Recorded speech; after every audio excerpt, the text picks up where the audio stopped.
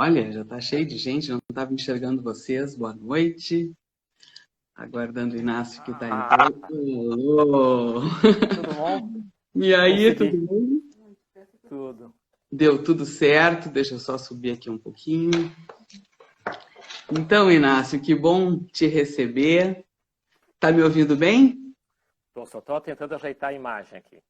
Estou bem. Então, hoje a gente então vai fazer a segunda edição desse projeto Giovana Borges Convida, com o meu amigo Inácio Paim Filho, com o seu assombro, que é como eu tenho chamado a temática, então, das edições, o filicídio e os obscuros caminhos do desejo.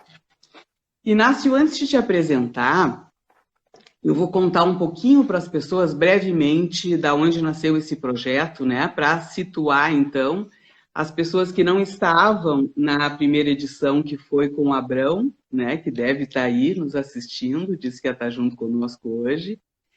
Então, assim, esse projeto é um projeto independente, ele é institucional, as pessoas são convidadas para falarem em seu nome sobre os temas, então, que lhe angustiam nessa vivência histórica dessa pandemia de Covid-19. Ele nasceu, então, do meu assombro diante dessa pandemia, né? Assim, e exatamente no dia em que no Brasil a gente atingiu o número de 1.000 mortes diárias. Hoje nós beiramos o número de 70.000 mortes no Brasil pela Covid, né? Então, assim, esse projeto ele nasce da minha indignação também, com o nosso desamparo, com o nosso descuido diante dessa pandemia. Fundamentalmente, a desconsideração, então, do Estado, né, diante da gravidade dessa situação, na pessoa, então, do nosso presidente, que desconsiderou desde o início a gravidade, a ciência, as orientações, então, das autoridades sanitárias e, fundamentalmente, desconsiderou os seus mortos. Então, isso me tomou de tal forma que eu decidi criar um espaço, e o espaço que a gente pode habitar hoje seguramente é o espaço virtual, e criei, então, esse projeto, convidando as pessoas que, junto comigo, estavam assombradas para que a gente pudesse se emprestar palavras e sobreviver simbolicamente, então, a essa pandemia que eu venho denominando como uma pandemia filicida. Então, agora eu vou apresentar o Inácio, que eu começo apresentando como meu grande amigo, né? O Inácio é meu amigo há mais ou menos uns 30 anos. Né? O Inácio, então, é psicanalista, eu costumo apresentá-lo como uma autoridade em Freud no Brasil, né? Casado, então, com a minha amiga Cláudia, pai dos queridos Gabriel e Augusto, sogro da Mari e da Renata, e avô Pet também, mas daí o nome dos teus netos Pet eu não sei. Nem eu. Nem tu. Inácio, bem apresentado, né? Mas acho que faltou também dizer que tu é um escritor psicanalítico, tem vários livros publicados, um comigo, inclusive, né? Em 2017, a gente, então, publicou esse livro, né? Sobre o filicídio, uma introdução, e que, na verdade, é um tema muito atual e hoje, então, a gente vai conversar sobre isso com ele. Inácio, a gente tem, assim, 1 hora, o Instagram nos derruba, né? Então, assim, eu te convido a falar, né? E aí a gente vai seguindo com algumas perguntas que eu fiz e que eu aprendi com o Abrão, então, de me ousar, né? Como uma entrevistadora nesse momento, tá? Contigo a palavra, então. Bom, boa noite a todos, boa noite especial à nossa anfitriã, a Giovana. Ela já disse várias coisas, essa longa amizade que nos une. Então, a possibilidade de nós termos conseguido nos agendar no tempo e no espaço para falar alguma coisa relevante e importante que talvez possa marcar diferenças no sentido de nos fazer pensar. E, evidentemente, entre várias questões que nós podíamos conversar, falar, esta questão do filicídio também perpassa a minha história da Giovana, perpassa a história nossa com grupos de estudos, a história nossa com uma figura importante que estudamos durante algum tempo com o Maruco, né, que é uma pessoa que também vai trabalhar, que fez o prefácio do nosso livro. Então, tem uma história importante. E a minha história com a questão dessa temática, eu fui hoje me relembrando de algumas coisas. Ela tem uma história relativamente longa, principalmente quando a gente vai ficando velho, toda a história passa a ser longa, né? Porque aí nós estamos falando de 30 anos, né, que provavelmente a Giovana usou como referência esses 30 anos, a nossa própria história com o CEP. Né? Nós temos aí, vamos fazer agora, oficialmente no próximo ano, nós fizemos aí 30 anos que entramos no CEP. Já que nós entramos em 91, 2021 a gente faz 30 anos de parceria com a psicanálise, com várias coisas em comum, com analistas em comum, com histórias de filhos, etc. Bom, tentando ser objetivo, eu acho que vou falar em torno aí de uns 10 minutos iniciais, Giovana, lançando algumas ideias, para depois a gente poder, quem sabe, fazer uma conversa mais interativa entre nós, o público e as pessoas que estão nos assistindo. Bom, o filicídio começa a fazer parte da minha vida, eu fui me dar conta, assim, como alguém que se atreve a começar a escrever, e a Giovana me fala da minha história com a escrita, com a psicanálise, com os livros que produzi. Ele começa também numa história que eu me dei conta que está fazendo 20 anos. Né? O primeiro grande trabalho que eu escrevo na minha história enquanto psicanalista, e que tem uma marca importante, é sobre o filicídio, e é especificamente sobre a Medea. A Medea é um trabalho que eu escrevi junto com a Valéria e com a Luísa Rolf, também duas colegas de formação, etc. Nós tínhamos um grupo de estudo e surgiu a Medea. Né? E a Medea foi um trabalho importante, significativo. Eu me lancei no mundo da escrita com essas colegas e parceiras. E quando eu fui reler, e essa semana, em função desse nosso reencontro, eu fui ler ele. Né? E me dei conta também, e me perguntei por que a Medea ficou de fora do livro que eu escrevi com a Giovana, já que tínhamos alguns capítulos nos livros que são meus, são da Giovana, e a maior parte são trabalhos coletivos meu e dela. Então, poderia ter entrado a Medea sem problema nenhum, ele estaria dentro do tema e faria parte. Né? Eu penso que um dos motivos pelo qual a Medea ficou de fora, são vários, mas um motivo que me ocorre, talvez pela dramaticidade da temática da Medea, né? A intensidade do texto, porque eu diria que hoje, ao relê-lo, eu também senti muito desconforto. Esse desconforto que é tão intenso que ele passa pelo corpo, né? A intensidade do ato assassino, né? A Medea mandando à morte esses filhos, a forma como ela mata, etc.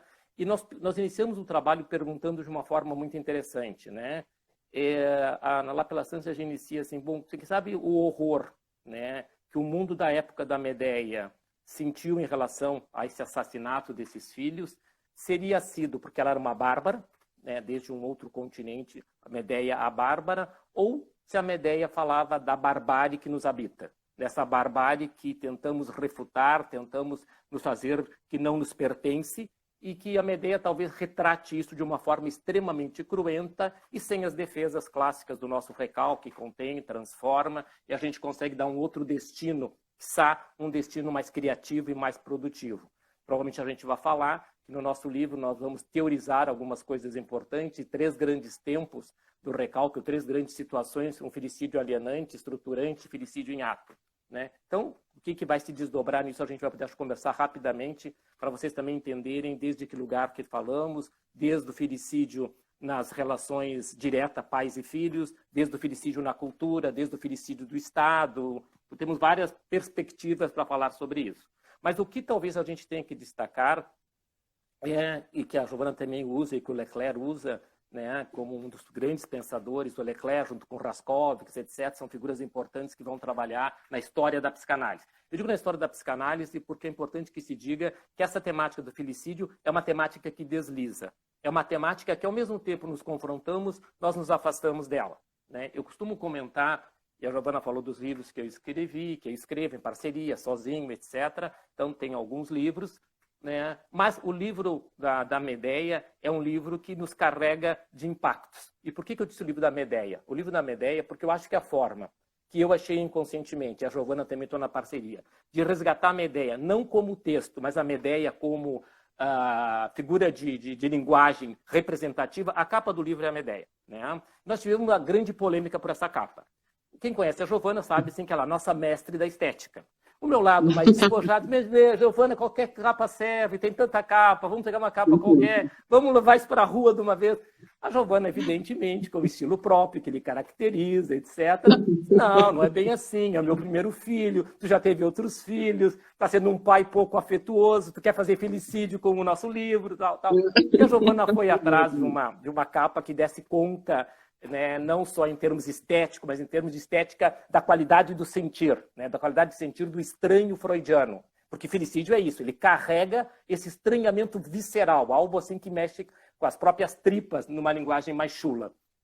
E a Giovana vai atrás, encontra um quadro, e a colega de Caxias, a Rosemaria Dalzotto, vai fazer uma releitura, né, que eu faço questão de remostrar, não só para que vocês comprem, quem não comprou, mas porque a capa ela é encantadora pela dramaticidade da Medea com essa espada, né, sobre esses filhos. Né? A minha esposa, a Cláudia, que não gosta muito dessa capa, ela diz, é por isso que ele não vende. O que eu ia comentar com vocês de todos os livros, é o livro que menos vende. Né? E, seguramente, eu digo que é um livro que tem uma qualidade teórica, técnica, transita pela cultura, transita pela clínica, transita pela vida cotidiana. Tem trabalhos meus da Giovana, trabalho do grupo que a gente... Tem várias vértices para ser lido, né? Mas eu acho que ele causa o arrepio. Né? Ele causa o que o Freud diz no Estranho, né? Algo do repulsivo e do doloroso. E o Freud diz normalmente assim, que essa estética psicanalítica com a qual o felicídio nós estamos ligando, ele diz justamente é disso que os psicanalistas não querem muito poder falar, não querem se aproximar. Porque é se aproximar do quê? Da ação felicida que nos habita. Não é falar do felicídio do outro. Né? Porque, digamos assim, a teoria freudiana, da qual transito melhor que outras teorias e que me avento a inventar coisas, né? Meus neologismos, etc. A teoria freudiana, classicamente, ela vai transitar, sim, pela questão do parricídio. Ela é a grande porta de entrada e de chegada no pensamento freudiano. Mas nós temos dois textos, que nós também abordamos no nosso livro, dois textos que vão dar uma sustentação a esse universo.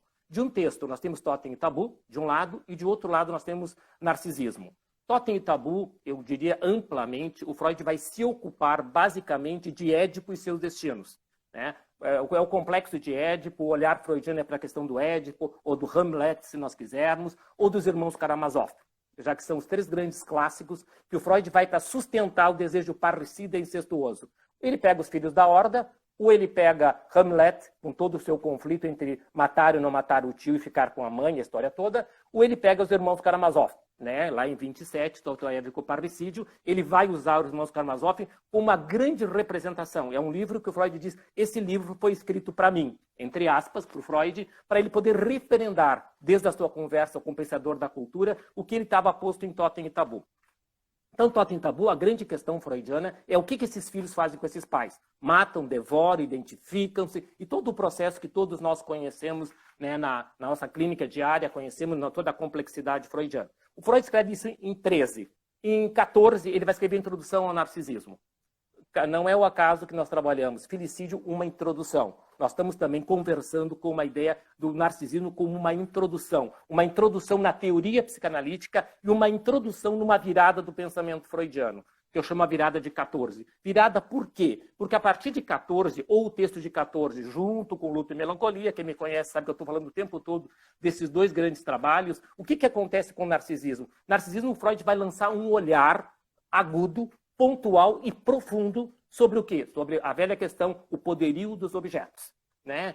Nós falávamos do Maruco. O Maruco é um dos primeiros sujeitos que nos fala de forma poética, ele tem uma escrita muito fluida, etc. Ele vai nos lembrar o poder de Laio Jocasta. Ele vai dizer o que Laio Jocasta tem a ver com essa história. O que Laio Jocasta tem a ver com algo anterior, os famosos pés do Édipo, né, os pés do Édipo que manco, aquele que história é essa que Édipo carrega nos pés, que o Freud vai se ocupar, né, muito mais do Édipo que então volta de Corinto, mata a Esfinge, toda a questão dele com o Laio, etc. Toda a história edípica, e Maruco, para citar alguém, eu poderia citar também o Hélio Pellegrini, que é um psicanalista do Rio de Janeiro, que em 87, 88 também vai se reportar a esse olhar. Ou seja, são alguns desses pensadores que vão olhar o que essas figuras parentais têm a ver com a história e o destino, o que a gente vai chamar neurose do destino. Lembra que o Freud, quando fala das neuroses ou da tragédia de destino, está sempre falando que estão implicados quem? Estão implicados as figuras parentais.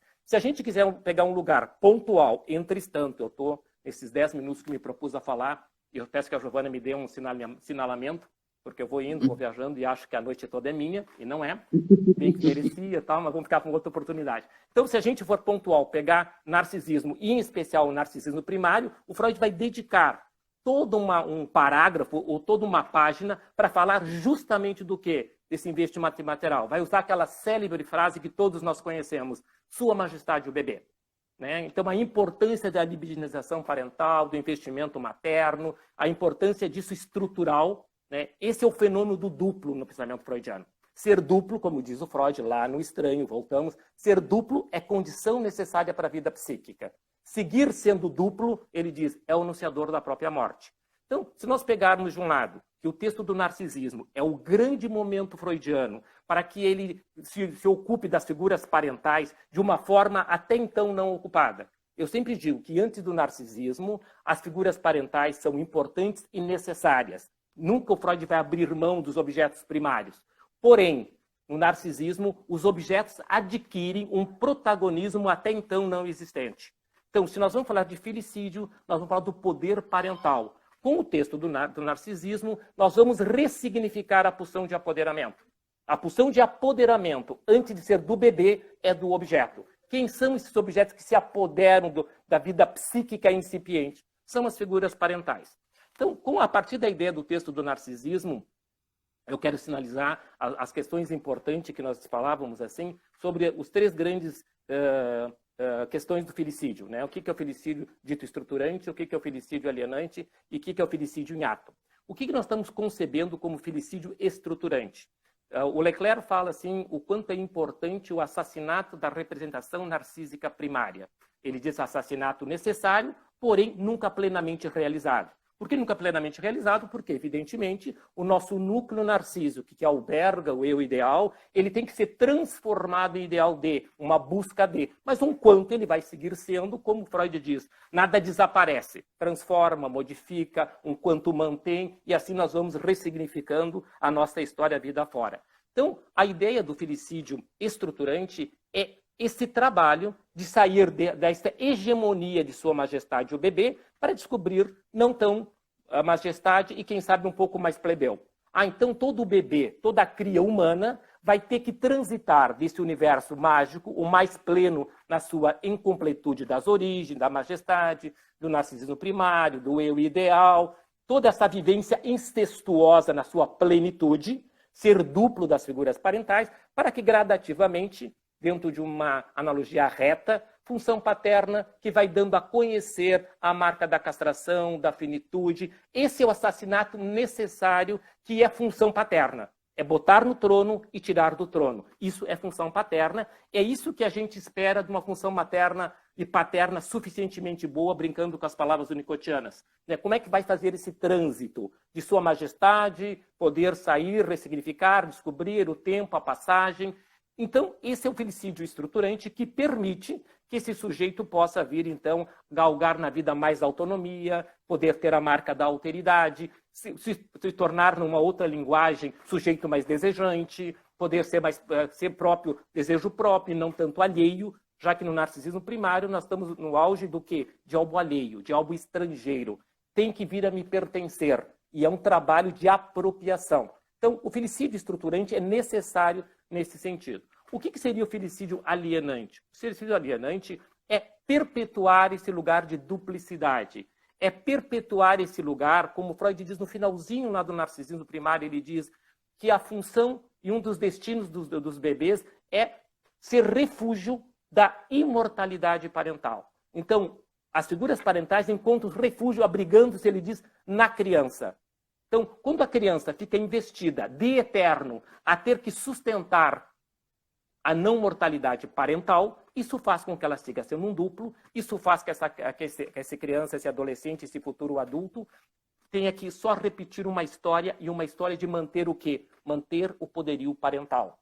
Manter o lugar da hegemonia das figuras paternas. Manter o lugar de quem mantém o poder absoluto aos moldes viajando um pouco na teoria, do pai da horda primeva. É seguir sustentando o que o Freud diz, a identificação primária. A identificação primária com o pai da horda. Lembre, o pai da horda é o mais pleno. E o pai da horda era o mais pleno, e no mito totêmico é o que matava os filhos à medida que cresciam.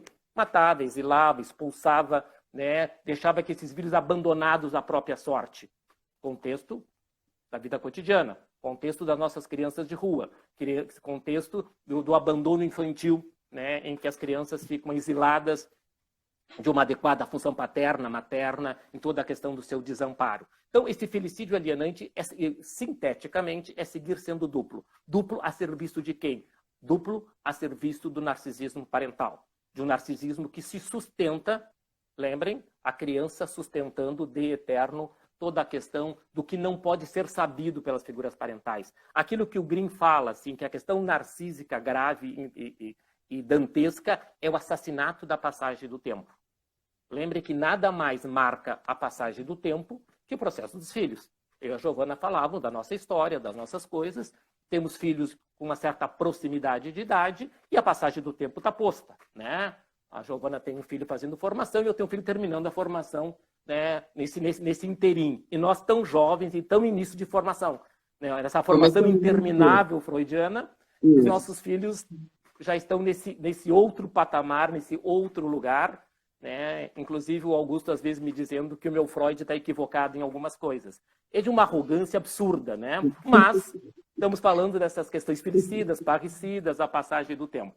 E, por último, assim, como um assinamento, o felicídio em ato. Bom, o felicídio em ato, poderíamos ter mais explícito, Bernard, o casal Nordani, podemos pôr o menino que é abandonado no elevador, relegado à própria morte, né, quando uma criança de 5 anos é colocada no lugar, evidentemente estamos deixando relegada a possibilidade da morte, de um felicídio em ato, com um certo deslocamento, mas não menos ato. Na verdade, o felicídio alienante e o felicídio em ato, ele está sempre transitando de um lado ao outro. Né? Claro que a gente poderia dizer assim, que o felicídio clássico alienante é o que os poetas dizem, é uma morte em vida. E o felicídio em ato pode ser uma vida na morte. Podemos pegar o mito de Jesus Cristo, que morre em nome de Deus Pai, com a expectativa da vida plena em algum outro lugar. Então, podemos pensar que, de alguma forma, esse felicídio em ato, nas suas extremicidades, tem uma ideia de uma vida num outro lugar, ou então uma vida somente na morte. Enquanto o felicídio dito alienante tem essa morte em vida. Morte em que nós estamos falando, que é a grande questão que interessa a todos nós analistas, por excelência, que é a morte psíquica, que é a morte do desejo, né? Que é toda essa questão, assim, que nós podemos exemplificar na nossa clínica, né, da dificuldade dos filhos de poderem, classicamente, dos filhos da classe média e da classe alta, a gente fala tanto dos filhos, né, do felicídio mais explícito na população mais empobrecida, com menos acesso à educação, à saúde, que evidentemente questões extremamente dramáticas, sabemos disso, mas nós temos o felicídio da classe média, da classe alta, né, quando esses filhos seguem amordaçados da possibilidade da ruptura e do famoso parricídio simbólico. Lembre assim, para que o parricídio simbólico ocorra, esse conceito caro à psicanálise, que todos nós que transitamos minimamente pelo pensar freudiano, usamos no nosso linguajar, compreendemos o que é esse parricídio simbólico, que é a possibilidade de sobrepujar as figuras paternas. Isso é tão importante na teoria freudiana e tão encantador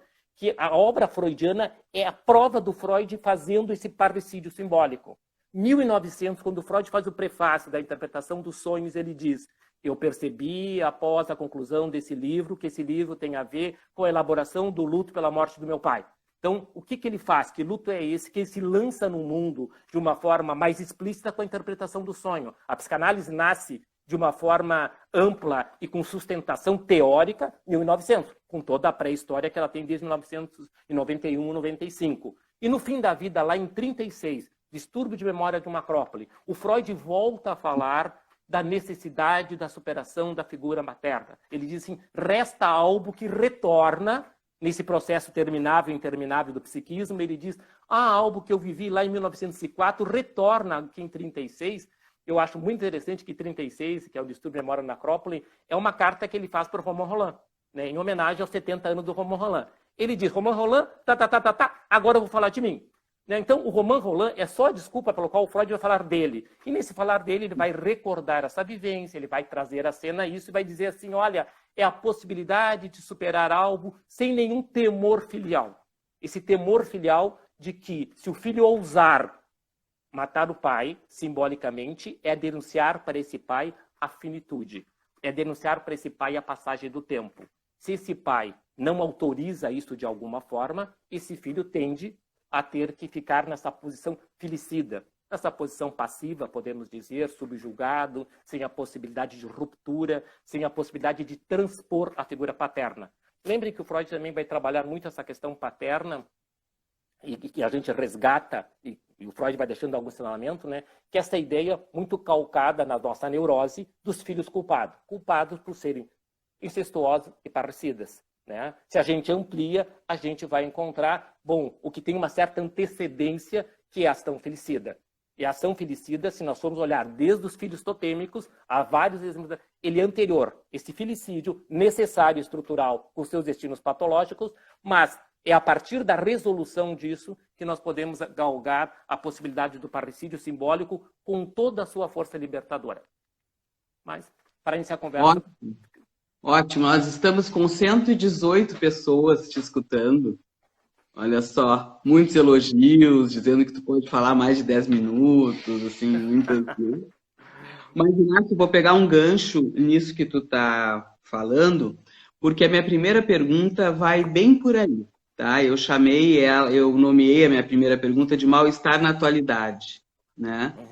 E parto, então, do que ele fala lá em 30, né, no mal-estar, sobre as 3 fontes do sofrimento humano, né, que é a força da natureza, a fragilidade do nosso corpo e a insuficiência das normas que regulam os vínculos humanos, né, na família, no Estado e na sociedade.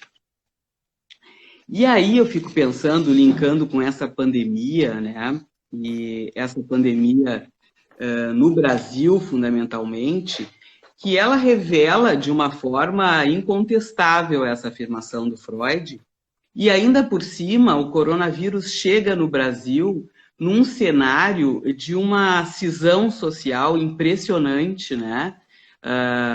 Alguns chamam inclusive de uma paranoia social, e ao ponto assim de que a própria pandemia ficou cindida, né? Tem um lado que acredita nela, um outro lado que não acredita nela, enfim, essas coisas que nós todos estamos vivendo. E também o vírus chega num momento de desmanche, né? Desmanche das instituições, desmanche político, desmanche econômico, né? Então, eu te pergunto, meu amigo, e agora, José, né? Assim, seguiremos identificados com esses mandatos tanáticos, parentais, de nos matarmos uns aos outros, né?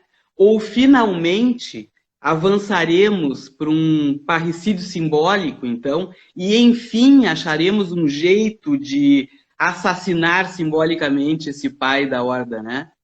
Então, assim, qual a tua opinião, assim, do efeito social, que caminho tu imagina que nós vamos chegar, conseguir construir a partir dessa vivência traumática, né, dessa pandemia? Giovana, assim, a pergunta, é claro, é ampla, vasta, nós não temos resposta, né? A gente tem que poder, como diz o velho Freud, especular metapsicologicamente, ou ainda ele diz, né, que sem fantasiar e trabalhar, não daremos um passo adiante, né? Então, a gente tem que poder fantasiar. Eu te ouvindo, ontem eu participei de uma atividade e um colega dizia, né, até sobre crianças de ruas, assim, ele trabalha nisso, ele diz há mais de 40 anos. E ele disse, assim, que é muito sofrido e ele teria que admitir que nós fracassamos, né? Fracassamos em vários projetos, em várias ideias. Alguém comentava que o Estatuto da Criança está fazendo, acho que 30 anos, etc. E ele está muito aquém do que foi proposto, etc. Em parte, uma ideia de um grande fracasso, em vários segmentos sociais, né? Podemos pensar, de movimentos e de questões. E, claro, que nós temos assim vários destinos diante desse caos, digamos assim, dessa pandemia social, dessa pandemia viral, dessa pandemia psíquica, podemos fazer várias associações com isso, né?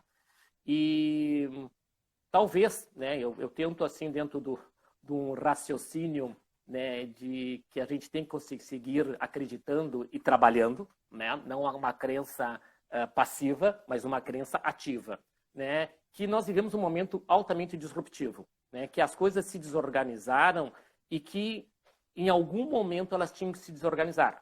Eu acho que elas tinham uma pseudo-organização, uma organização calcada num modelo, num sistema, que eu acho que transcende o Brasil. Acho que o Brasil tem as suas particularidades, evidentemente, temos uma história dramática.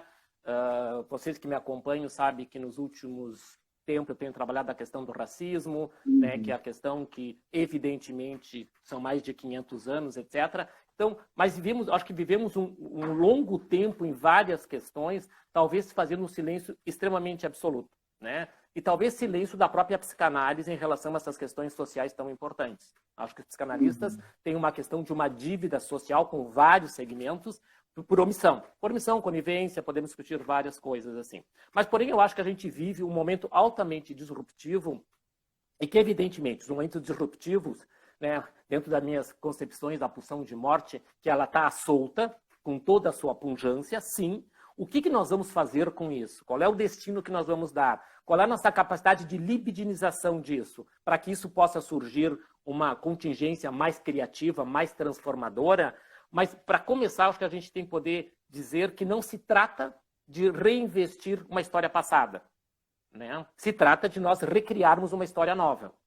Não dá para a gente ter o mito da infância feliz, que é uma das questões que diz, não, no meu tempo as coisas eram melhor, ou há 30 anos as coisas... Isso é uma falácia, porque não era, né? Eu acho que as coisas eram mais pinceladas ou mais contidas, e agora acho que as coisas estão muito mais explícitas. Quando eu falo, por exemplo, de algo que me toca mais de perto, eu acho que o fato do racismo ser algo mais explícito nos permite falar sobre ele. Quando ele era mais silencioso, ele era o próprio exemplo do mais gritante do silêncio da pulsão de morte. Eu sempre digo assim, eu que estudei várias coisas da pulsão de morte, eu sempre me debati muito com Freud sobre o silêncio da pulsão de morte. Eu sempre parto do pressuposto que a pulsão de morte é barulhenta. Mas eu parto do pressuposto que ela é barulhenta quando tem conflito, quando tem um jogo entre Eros e ela. Então tem um brigar para ver o que vai acontecer e pode ser uma briga muito importante e muito significativa. Quando nós vivemos um momento de silêncio, e acho que vivemos um momento de silêncio significativos, podemos pensar nos vários milagres econômicos que a palavra já diz, que o país viveu, social, etc. Então, eu acho que se fazia de conta que a gente ia poder transformar coisas de cima para baixo, sem mudar a estrutura. E voltamos à velha questão, né? Se um país como o nosso nunca investiu em educação e segue não investindo em educação, evidentemente nós não vamos transformar nada. Vai seguir uma eterna repetição do mesmo, da compulsão à repetição, etc. Mas eu acho que se criou um ambiente extremamente propício, porque, bom, nunca falamos tanto, nunca trazemos tantas coisas para a mesa, nunca temos nos posicionados tantos, sejam psicanalistas, falando do nosso métier, que a gente pode falar dos sociólogos, dos antropólogos, dos filósofos, dos pensadores da cultura desde um outro viés, que eu acho que também a gente tem que trazer para dentro de casa a discussão, que é o que nós estamos fazendo de alguma forma. Quando tu abre um espaço como esse, mais do que a pretensão de mudar o mundo que não vamos transformar, mas nós estamos nos implicando com algo que nos toca, né? Com algo que tem a ver com todos nós. O que nós vamos fazer com isso? O que nós, então, quanto sujeitos que temos uma formação, que temos uma história, que temos uma implicância, o que são as nossas ações felicidas? Né? O que a gente faz nessas ações felicidas quando a gente não trabalha para que o outro possa ter acesso à palavra, possa ter acesso ao dizer, né? E se a gente segue acreditando na força da palavra e da palavra instrumentalizada, pensada, e o tempo das velhas questões das proposições para isso. Então, eu acredito que o momento é dramático. Agora, eu não acredito que a gente vai poder fazer, enquanto espécie humana, uma grande modificação sem que as coisas saiam dos seus lugares. E nunca tiveram tão fora do lugar. Que é angustiante, que é pesado e que todos nós estamos numa angústia a ser elaborada e trabalhada, sim, mas eu acho que isso é inevitável para que um tempo futuro a gente possa fazer diferente. E diferente implica, né, diferenças que tocam na pele de todos nós. Todos os pensadores têm dito, né, o que tem na cultura de uma forma dramática é sempre uma questão de um exercício de poder. O quanto cada um de nós está disposto a abrir mão de poderes, de privilégios da vida cotidiana como um todo, para que não fique só colocado como se o Estado como um todo não fosse parte de nós mesmos. Essa destrutividade que pode começar na presidência da República até a pessoa mais simples que lida com o dia a dia, é dessa destrutividade que o Freud ia falar no mal-estar que tu disseste. Né? Quando tu retoma o corpo, a força da natureza, as forças reguladoras, sim, né? Quando a psicanálise foi criada, todos nós sabemos que a égide do recalque era a grande questão. Né? Hoje o recalque não é a grande questão, temos que pensar o quanto ele teria que ser reinstrumentalizado por alguns caminhos, e de um outro lado nós sabemos que os mecanismos mais regressivos é que estão na mesa, é que estão contando na dinâmica psíquica, seja no núcleo familiar, ou na velha questão freudiana, do que é da horda ao Estado. Como é que vai fazendo essa transição? Uhum. Eu lembrei da nossa definição, assim, do filicídio como o assassinato da alteridade, né? Assim, a impossibilidade do reconhecimento de um outro. E aí, pensando um pouco, eu fiz uma questão sobre o uso das máscaras, porque eu fico pensando na reação da gente diante desse momento, né? Na dificuldade que as pessoas têm de se cuidar, de cuidar do outro, né? Diante dessa pandemia. Eu estava escutando o Dunker esses dias e ele estava apontando o significado da máscara. Então ele situa assim a máscara como um símbolo de uma preocupação primária com o outro, né? Então assim, a máscara teria como objetivo primeiro proteger ao outro, né? E não nos faltam exemplos, assim, dessa dificuldade das pessoas protegerem um outro. Um exemplo bastante atual é a liberação dos bares no Rio de Janeiro e aquela confusão que deu lá, né? De aglomeração, as pessoas sem máscaras, isso sem falar nas cenas patéticas do nosso presidente com o desuso ou não uso da máscara. Mas, assim, eu acho que o coronavírus, antes dele, a questão é se a gente já não estava infectado por um vírus da desconsideração e da indiferença com o outro, né? E aí, pegando o que tu está dizendo, a compulsão à repetição, o que teria de traumático se repetindo nisso, né? Se seriam, então, esses mandatos mortíferos com os quais a gente se identifica, né, passivamente, assim, e reproduzimos isso nessa impossibilidade de cuidado, quem pode aderir ao isolamento, quem não pode, ok, mas quem pode, né, não ir para a orla, não fazer aglomerações, quer dizer, parece que tem em nós, né, essa ação mortífera desse Édipo que acha que manda, mas no fundo é mandado, né? É mandado. Então, assim, é uma matança entre irmãos, assim, que se desconsideram, né? Isso me impressiona. Sim, eu acho que impressiona e impressiona muito, acho, porque talvez nunca tivemos tanta exemplos e intensidades para todos os gostos, formas e jeitos de que da máxima freudiana, né, que o homem é o lobo do homem, né, que não é do Freud, que é do Hobbes, tá, o Freud retoma lá, né, mas essa máxima que está lá no texto de 30, né, e que todo o texto de 30 o Freud vai escrever justamente que o nosso mal-estar não é só pela renúncia do desejo, né, que tem que trabalhar, transformar, né, que tem a ver com essa destrutividade desenfreada. Então, essa ideia da letalidade que nos habita, né, desde o pulsional, e evidentemente, se o pulsional tem a sua letalidade, que é a destrutividade inerente a um pulsional desgarrado e que exige, sim, a interferência do outro, etc., então tem uma letalidade constitutiva construída na história com os objetos primários. Tanto que tu dizes assim, né? O que é liberdade de escolha? Né? Porque o discurso, muitas vezes, eu quero ter a liberdade de escolha de ir na hora do Guaíba, de ir no bar, de fazer a festa de casamento, etc, etc, né? Da mais suposta liberdade. E a pergunta é do que liberdade nós estamos falando, né? Se é uma liberdade genuína, daquilo que a gente diz, genuína com as marcas da alteridade, das transformações, da capacidade reflexiva de cada sujeito a tomar para si a responsabilidade pelas suas questões e poder bancar essas questões, ou o que se trata de uma reedição de uma repetição que tem muito pouca escolha, dentro daquilo que todos nós podemos escolher, mas podemos dizer que as nossas questões edípicas medianamente resolvidas nos dão mais recursos para escolhas dentro do determinismo do inconsciente com um pouco mais de liberdade. Agora, quando nós vemos esses cenários dramáticos, quando os números nos dizem o que tu disseste no início da tua conversa, 70 mil, né? E que cada vez mais, alguém me dizia que tu já tinha dito em algum lugar isso assim, que nos primeiros momentos nós estávamos falando de números, né? De números na China, de números nos Estados Unidos, de números na Itália, de números na França, de números nos Estados Unidos, e começamos a falar de número no Brasil, né? Então foi chegando até nós, como se esses números não tivessem nomes. Nós tivesse nome, CPF, endereço, pai, mãe, filho, tio, avó, cachorro, gato, etc, etc. Mas os números nos protegiam, até hoje.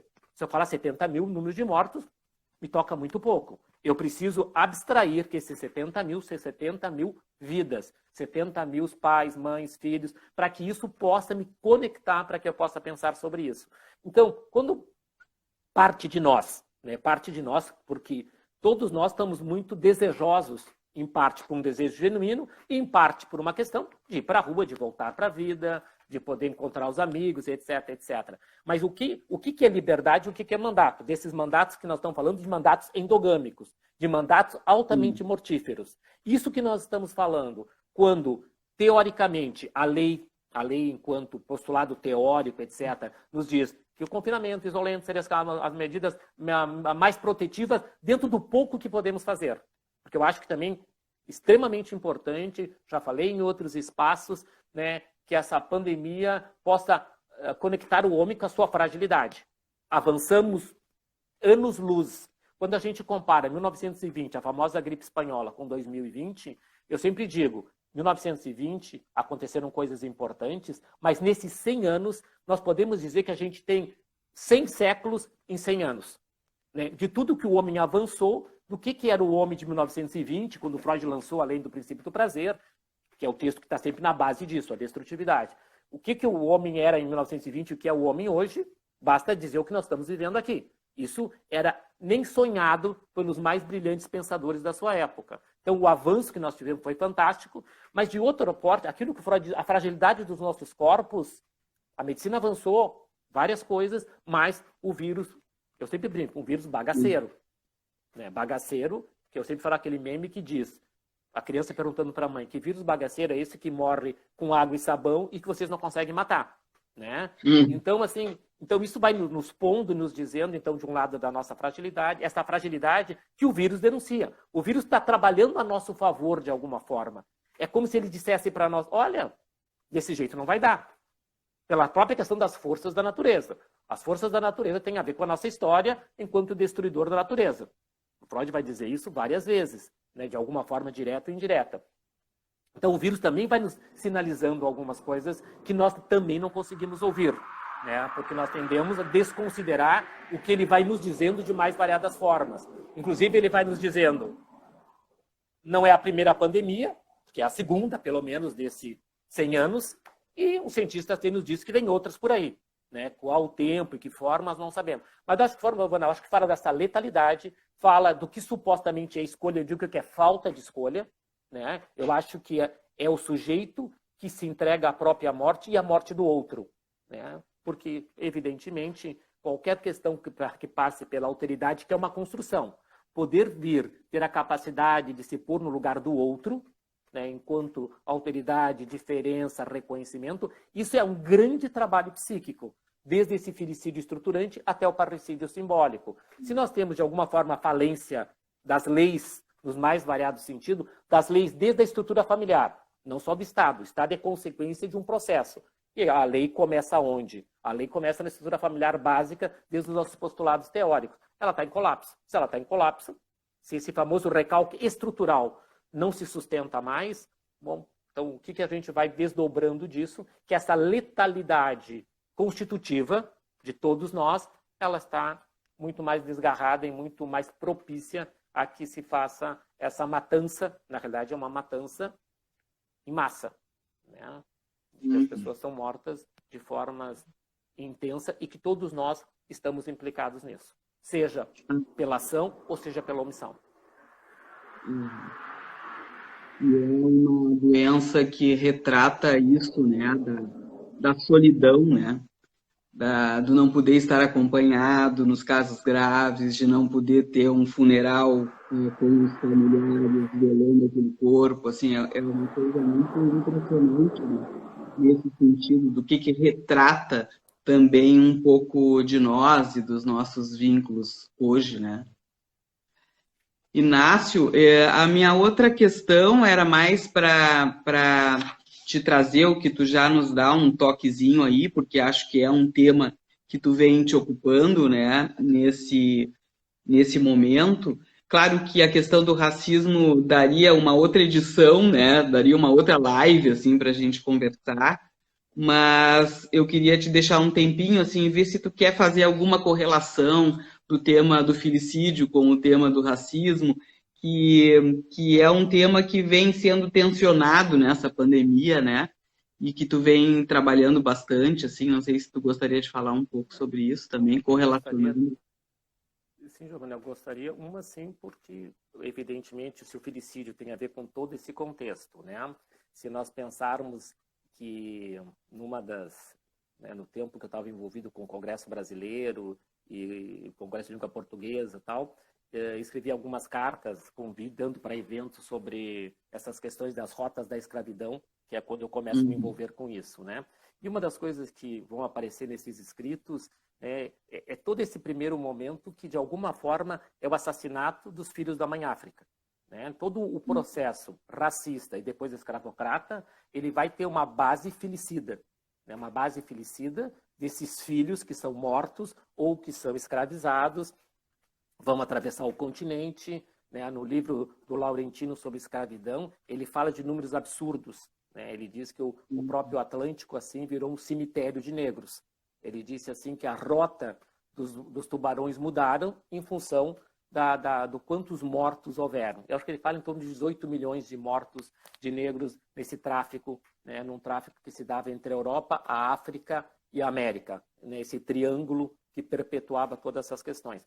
Mas voltando para um tempo mais contemporâneo, e eu acho que é um dos ganhos do mal-estar. Né? Eu acho que um dos ganhos desse mal-estar, quando eu conversava lá no CEP sobre a pandemia permanente, que é o racismo, eu digo que ele vive vários momentos endêmicos. O que são os momentos endêmicos? O momento que aquilo pega fogo, digamos, e desorganiza e a gente passa a olhar. Eu quero que não seja uma endemia o olhar que nós estamos pondo sobre a questão racista.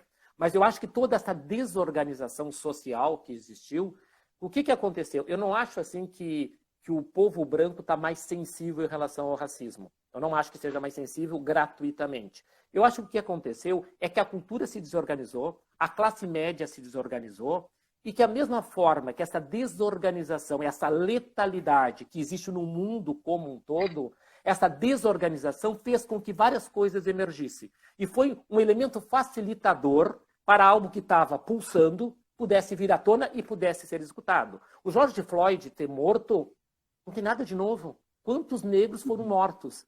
Claro, vamos dizer assim, ele foi morto pelo policial, foi filmado, recursos do nosso tempo, sim, evidentemente. Mas para ter a repercussão que teve de leste a oeste, norte a sul do continente, tem que ser mais do que simplesmente a morte de um negro por um policial. Ainda mais nos Estados Unidos, com todo o conflito que eu digo que eles têm lá, mas eles têm algo sempre muito barulhento. A questão racial nos Estados Unidos é barulhento desde os anos 60. Nós começamos a fazer barulhos em alguns momentos, os movimentos negros fazem esses barulhos.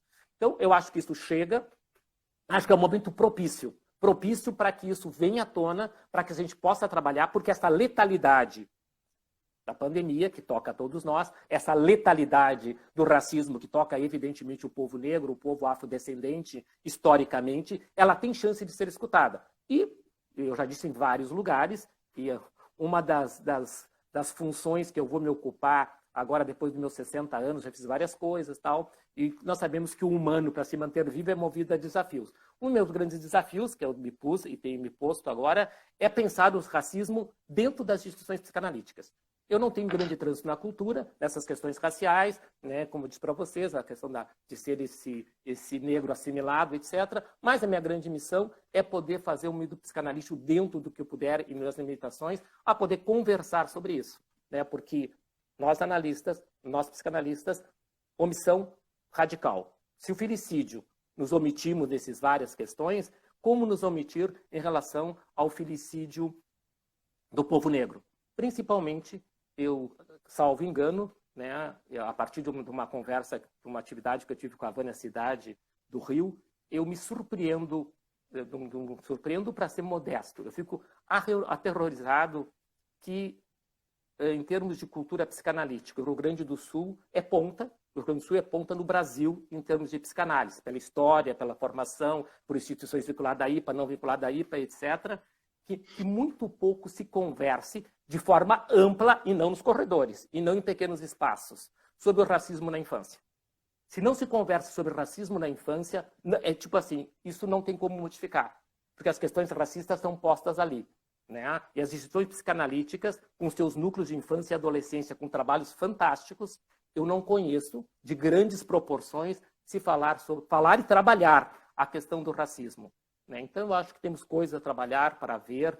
Eu disse numa das minhas falas, nós estamos apenas no começo, né? E eu acho que faz parte dessa minha crença, quando perguntava assim, de várias coisas que fracassam, esse colega também, de que também temos um clima propício para escutar, e se vamos escutar e vamos falar, nós temos como propor transformações.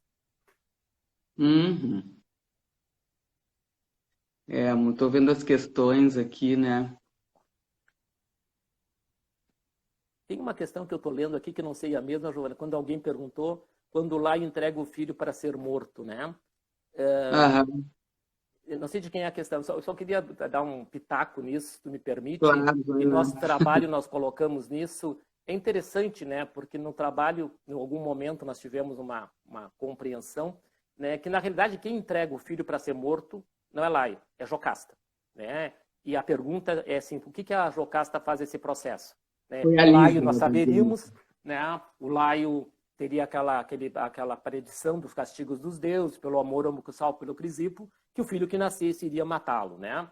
E, ok, então, é uma explicação razoável, né? A Jocasta, a pergunta, o que a Jocasta se mete nessa história? Por que ela toma a si, inclusive ela é que entrega para o pastor o filho, né? Então, acho que tem a ver com a questão do filicídio, o que tem a ver com os temores, né, dos amores incestuosos, né? O que a Jocasta, de intensidade, nós aventávamos, ela teria vivido de fascínio por esse filho, de não poder contar com o Laio enquanto figura para poder mediar aquela relação de trocas e de amores entre elas e o Édipo, enquanto bebê. Então, eu acho que ela não teve escolha. Mas a velha história, né? A tese que a maioria dos autores trazem, o que fica marcado naqueles pés, naquela cicatriz, né? Na psique do Édipo, que ele está fadado a retornar. Né? Retorna à terra-mãe, retorna à vida intrauterina, retorna a esse amor incestuoso com Jocasta. Então, é interessante para poder resgatar o lugar, né? Tanto que a gente põe um subtítulo lá, Jocasta, o brilho sombrio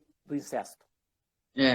Eu gosto muito dessa parte aí, porque eu acho bem legal a gente poder tirar as mães desse lugar bonzinho, né? Porque quando tendem a dizer que ela escolhe o bom pastor para que vai salvar o seu filho, a gente tem que olhar mais além dessa história toda, né? Que era, na verdade, o filho para voltar para ela, né? Nesse lugar incestuoso. Mas então, estamos chegando ao final. Temos agora 113 pessoas, muitos comentários te agradecendo aqui. A Lísia dizendo que foi ela que fez a questão. Lísia, muito obrigada. Nos oportunizou, assim, acabar com a Jocasta no finalzinho da live. No final, tudo na conta do Laio só, né? Isso, ser analista é peitar mãe, né? Essa é uma antiga definição minha. Mas não só mães, todos esses objetos tanáticos, né? Que tendem a não valorizar a importância do outro. Eu queria, Inácio, agradecer muitíssimo, te desejar uma boa janta aí. Alguém teve chance de ver que eu recebi um presente que a Cláudia já provou e me disse que vale a pena. Nem precisa pedir nada para jantar. Já tem a janta. Para Cláudia, qualquer coisa eu ensino ela a deixar bem quentinha essa torta aí. Tá. Então, agradecer a todos que participaram também. E gostaria de informar que a próxima edição não vai ser daqui a 15 dias. Eu vou receber a Diana Corso no dia 31 de julho, sexta-feira, às 19 horas. Tá? Muito obrigado, Inácio. Adorei te receber. Eu que agradeço também. Um beijo para todo mundo. Um beijo para ti, para vocês todos aí, para todos que nos escutaram. Tchau, tchau. Beijo.